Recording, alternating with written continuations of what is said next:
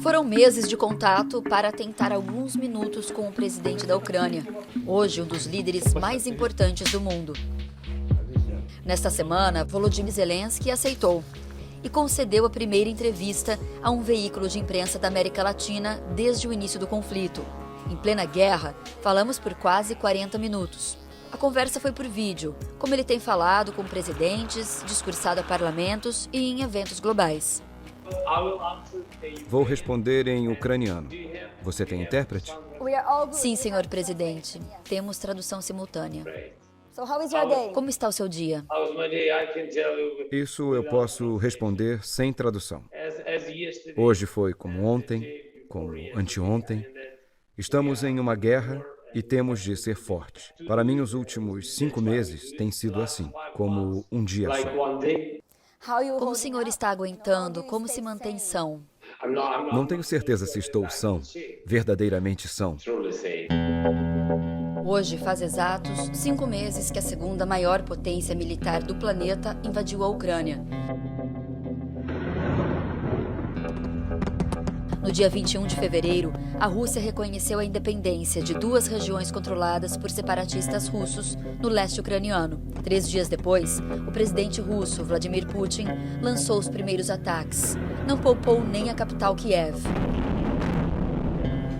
Meses antes, a Rússia tinha posicionado mais de 100 mil soldados na fronteira com a Ucrânia. Os Estados Unidos alertaram, na época, que Moscou pretendia tomar todo o país. Mas Zelensky minimizou o risco. Queria manter a população calma. Não tem como se preparar para esse tipo de coisa, entendem? Não tem como ficar pronto para as ameaças de um país que tem armas nucleares. Todo mundo fala, sim, ela só ameaça, mas fica tranquilo, não vai acontecer isso. Será que vocês imaginariam que algum estado nuclear poderia começar a atirar em civis na Ucrânia? Como se preparar para isso? Ele e a família ficaram no Palácio Presidencial até aquele 24 de fevereiro. As tropas russas não os encontraram por uma questão de minutos. A primeira-dama e os 2 filhos precisaram fugir naquela madrugada. Todos continuam vivendo na Ucrânia, mas com frequência mudam de esconderijo. Como está sua família, senhor presidente? Minha família está como todas na Ucrânia. Eles estão próximos e há alguns momentos doces com os meus filhos. Eles são fortes, muito fortes. Eles vivem na Ucrânia, amam a Ucrânia e é claro que sentem medo, como todas as crianças. Mas eu acho que eles sabem que o que estamos fazendo é muito importante para mim. Em meio aos bombardeios russos, Volodymyr Zelensky passou a ser chamado de herói da resistência. Eu sinto responsabilidade pelo povo da Ucrânia. Isso fala sobre as pessoas confiarem em mim. Eu sei que essa responsabilidade não é por acaso e precisa haver um resultado. Eu tenho a possibilidade de influenciar nos processos que estão levando à nossa vitória e à renovação da nossa independência. Quando o senhor encontra essas pessoas que estão passando por tanto sofrimento, o que diz a elas? Essas pessoas têm esperança que o que eles perderam não seja em vão. Teve quem perdeu pessoas próximas, teve quem deu seu sangue, todos deram algo. Eles querem ouvir do presidente que isso não foi dado à toa. Isso foi feito para que as próximas gerações tenham vida feliz. Ucrânia e Rússia são povos irmãos há séculos, mas vivem uma relação conflituosa nos últimos anos. Em 2014, uma revolta popular na Ucrânia derrubou o então presidente Viktor Yanukovych, considerado um fantoche russo. Em resposta, Moscou anunciou a anexação da Crimeia ao seu território, contestada até hoje pela Ucrânia e seus aliados. O governo russo também passou a apoiar separatistas da região de Donbass, no leste do país. Desde então, a Ucrânia tenta fazer parte da União Europeia e da OTAN, a aliança militar entre países da Europa e os Estados Unidos, algo que a Rússia nunca aceitou. Putin não queria as armas da OTAN em um país tão perto do seu e fazia ameaças. A aproximação da Ucrânia com o Ocidente poderia ter sérias consequências. Zelensky tem queixas sobre a atuação da OTAN. Eu lamento que a OTAN não tenha nos ouvido. A OTAN deveria ter nos defendido. Deveria ter nos tratado do mesmo jeito que trata a Suécia e a Finlândia. Eu venho tentando há 3 anos, através da diplomacia, encontrar uma maneira de negociar e chegar a um entendimento com a Federação Russa.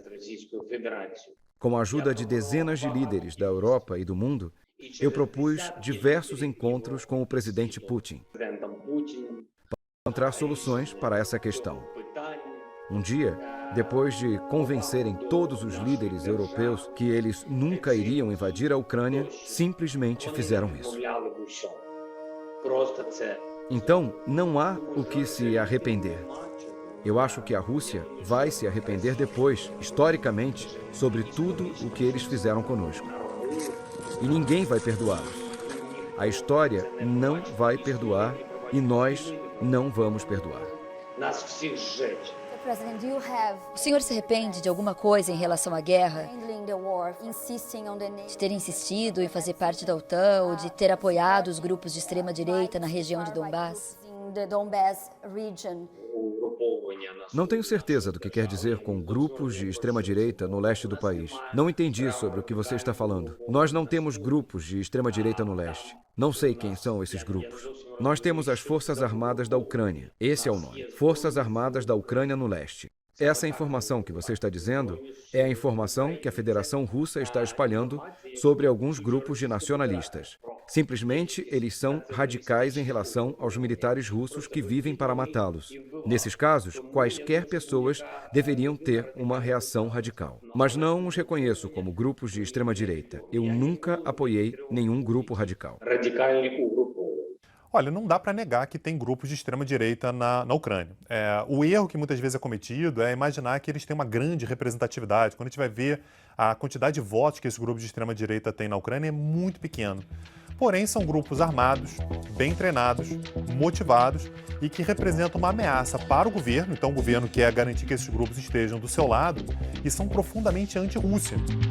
O Batalhão Azov é um grande exemplo de um desses grupos de extrema-direita que se formou principalmente nessa oposição à Rússia e acabou sendo, inclusive, incorporado às Forças Armadas ucranianas.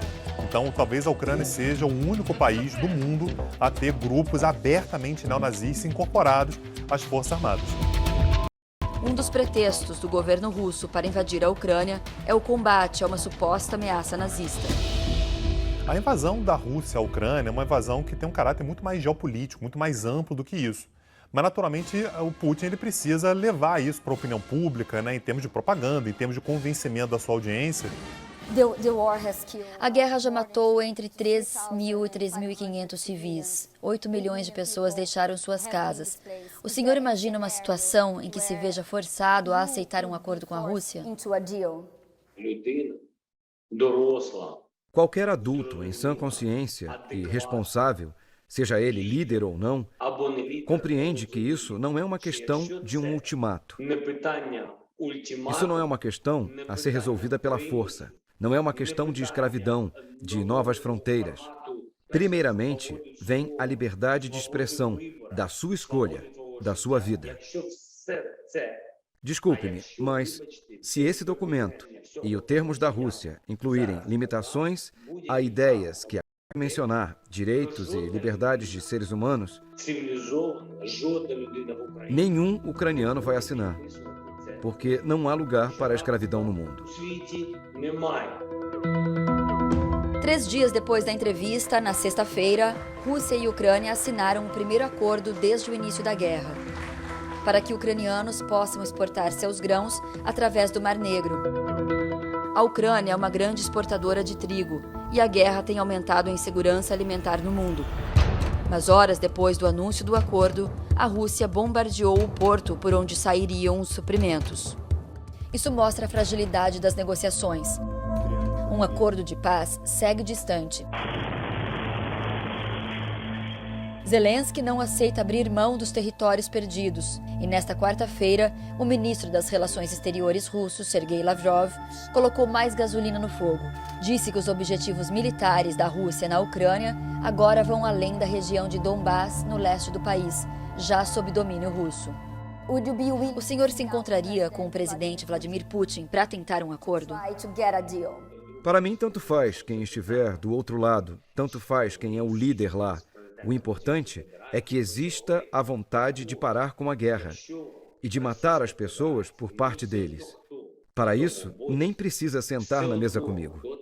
Isso é simples. É simplesmente parar a guerra. Isso só depende da vontade deles. Se a Rússia seguir princípios civilizados, respeitando a gente e buscando um acordo sem dar ultimatos, então podemos conversar. O Brasil condenou a invasão, mas manteve os negócios com a Rússia e uma posição de neutralidade. Os fertilizantes russos são vitais para o agronegócio brasileiro. Na última segunda-feira, Zelensky falou por telefone com o presidente Jair Bolsonaro. Nossa entrevista com o presidente ucraniano foi no dia seguinte, e o Jornal Nacional antecipou o que Zelensky nos disse sobre a conversa que tiveram. Eu falei ontem com o presidente que, se amanhã, Deus nos livre, alguém invade o território brasileiro, nós não vamos manter a neutralidade. Se amanhã eles invadirem ou matarem as pessoas, ou eles estuprarem as mulheres ou torturarem as crianças, como posso falar que eu estou sendo neutro? Eu não tenho esse direito. Isso é cumplicidade. Nesses tempos de guerra, mesmo na sua própria equipe, o senhor enfrenta traição. Acaba de afastar 2 colaboradores do alto escalão, das áreas de segurança e justiça. De que forma o senhor acha que isso vai prejudicar ou impactar a sua luta? Vejam, não é traição dos gestores dessas organizações. O problema é que, por muitos anos, por décadas até, a influência da Federação Russa foi sendo solidificada na área de inteligência, graças à colocação de uma grande quantidade de espiões e colaboradores. Eles estavam em todos os lugares. Claro, isso existe da época da União Soviética. A demissão dos nossos gestores das organizações da justiça ocorreu, pois eles deveriam controlar toda a situação e todo o sistema durante a guerra e achar estes traidores antes. Nos últimos meses, Zelensky suspendeu 11 partidos políticos na Ucrânia, a maioria organizações pró-Rússia. Então essa foi justificativa para fechamento de alguns desses partidos. Outros, no entanto, eram partidos de oposição. Isso acaba trazendo menos problemas para ele, principalmente para aprovar medidas urgentes num cenário de guerra. Agora, que é pouco democrático, é. As eleições são daqui 2 anos. O senhor acredita que, se a guerra se estender, haverá votação? Eu espero que a guerra termine bem antes disso. O problema não são as eleições em 2 anos. A questão é que é muito difícil sustentar uma guerra nesta escala por mais 2 anos, com a perda de tantas vidas. O senhor acha que a guerra vai continuar por quanto tempo? É muito difícil. Se dependesse somente de nós, eu poderia te dizer que nós terminaríamos amanhã.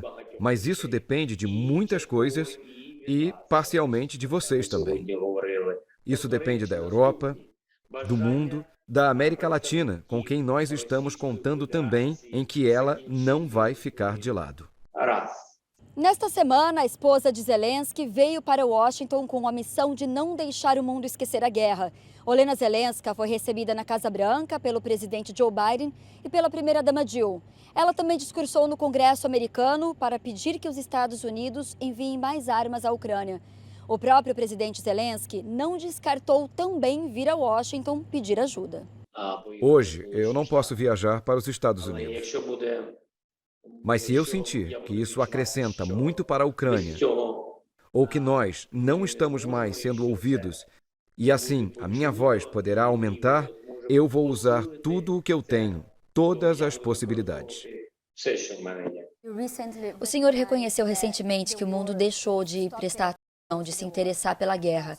Qual o peso disso para o senhor e para a sobrevivência da Ucrânia? Eu acho que hoje esse é um dos maiores problemas. As pessoas estão cansadas, e isso é compreensível. Cada país tem suas questões, eu entendo.